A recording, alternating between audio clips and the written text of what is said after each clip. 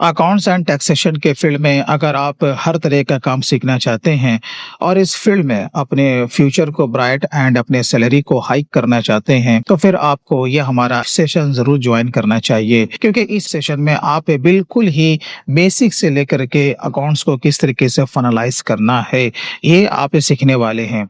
अगर हम कोर्स के कंटेंट की बात करें तो इसमें लगभग सारे कंटेंट को हमने कवर करने की कोशिश की है।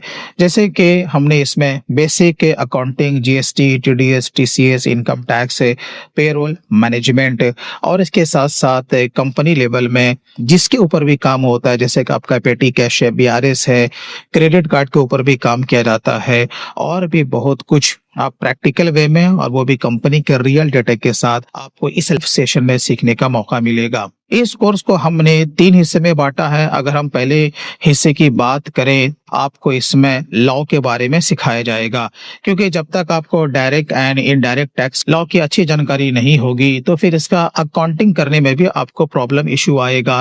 At the time of interview सबसे ज्यादा क्वेश्चन आपको टैक्स के लॉ के बारे में ही पूछे जाते हैं। तो हमारा जो काम रहेगा डायरेक्ट एंड इनडायरेक्ट टैक्स के लॉ के बारे में पूरा डिटेल में बताना। उसके बाद जो दूसरा जो पार्ट आपका रहेगा अकाउंटिंग का, चाहे वो मैनुअल अकाउंटिंग हो, यानी कि आपसे जब पूछा जाएगा वो डीआर एंड सीआर से क्वेश्चन पूछा जाएगा, राइट, तो वो आपको कैसे करना है, प्लस टैली प्राइम पे और जहां जहां पर एक्सेल का रिक्वायरमेंट होगा वहां पर भी आपको डेटा एंट्री किस तरीके से करना है पूरा प्रैक्टिकल हम लोग करेंगे। उसके बाद थर्ड एंड लास्ट आपका होगा रिटर्न फाइलिंग, क्योंकि लॉ की अच्छी जानकारी प्लस बुक राइटिंग ये दो मोस्ट इंपॉर्टेंट चीज होता है रिटर्न फाइलिंग से पहले।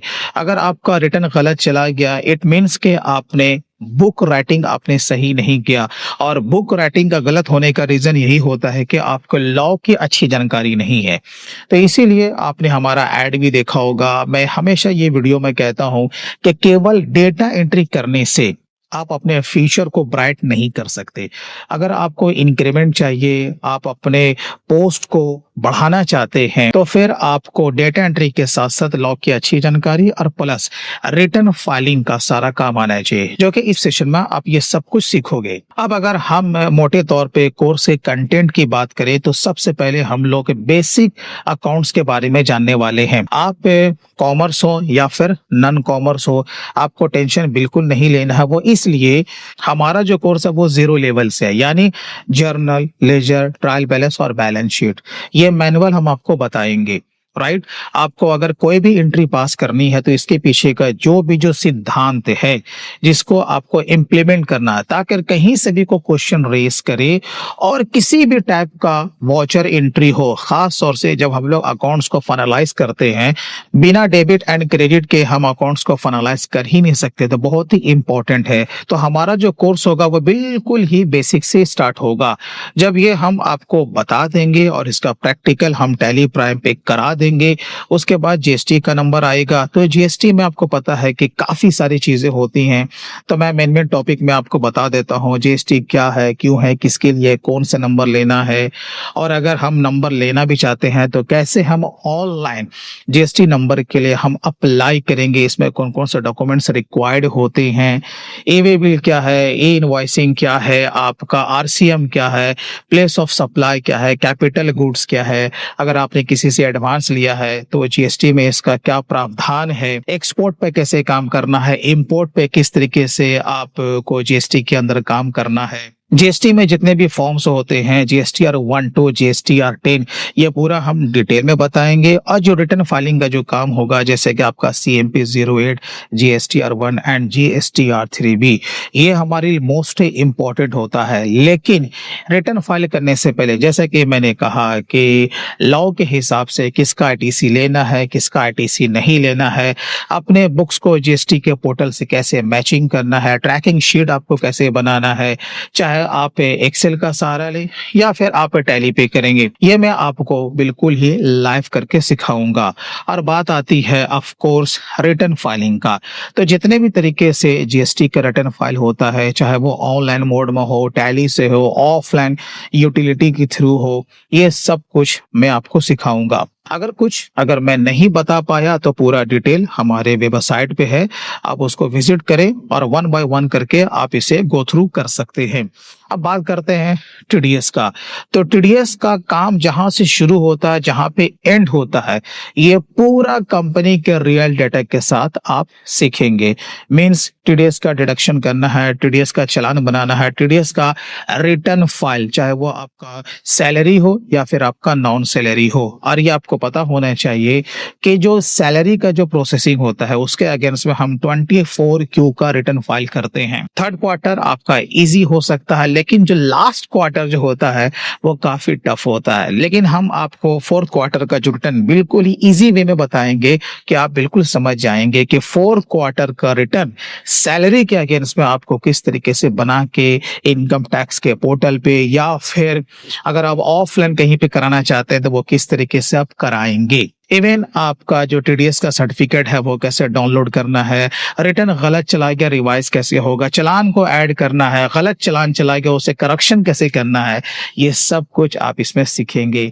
इसी के साथ साथ आपका टीसीएस है, तो टीसीएस का लॉ क्या बोलता है, इसमें टीसीएस की पूरी अकाउंटिंग, टीसीएस का रिटर्न फाइलिंग, ये भी आप सीखेंगे। उसके बाद आपका आता है पेरोल मैनेजमेंट, सीडीसी को किस तरीके से कैलकुलेट करना है, किस तरीके से फुल्ली ऑटोमेटेड सैलरी शीट बनाना है, पीएफ के बारे में जानेंगे, ईएसआई क्या है, प्रोफेशनल टैक्स क्या है, टीडीएस ऑन सैलरी, राइट, क्योंकि पेरोल में आपका सैलरी का जो मेन पार्ट होता है वो टीडीएस से रिलेटेड होता है।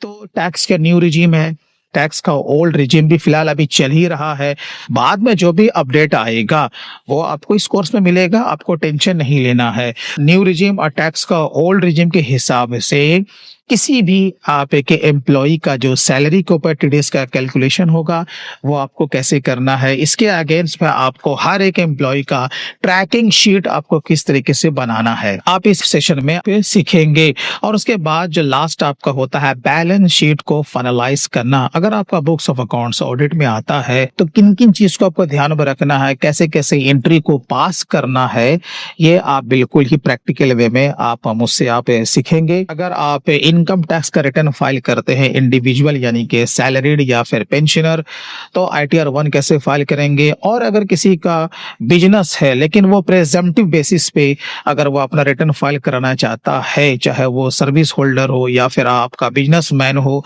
तो आईटीआर 4 आप किस तरीके से फाइल करेंगे। तो ये मेन टॉपिक इस कोर्स में है।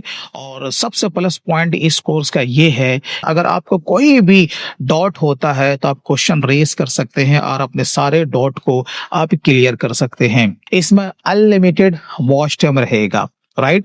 आप एक ही क्लास को आप अगेन एंड अगेन आप वॉच कर सकते हैं, जिसमें कि आपको लाइफ टाइम की वैलिडिटी रहेगी।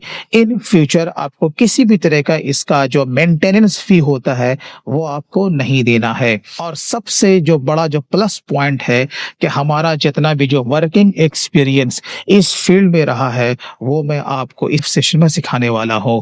कोर्स को कंप्लीट करने के बाद आपको आईएसओ अप्रूव्ड सर्टिफिकेट भी प्रोवाइड किया जाएगा।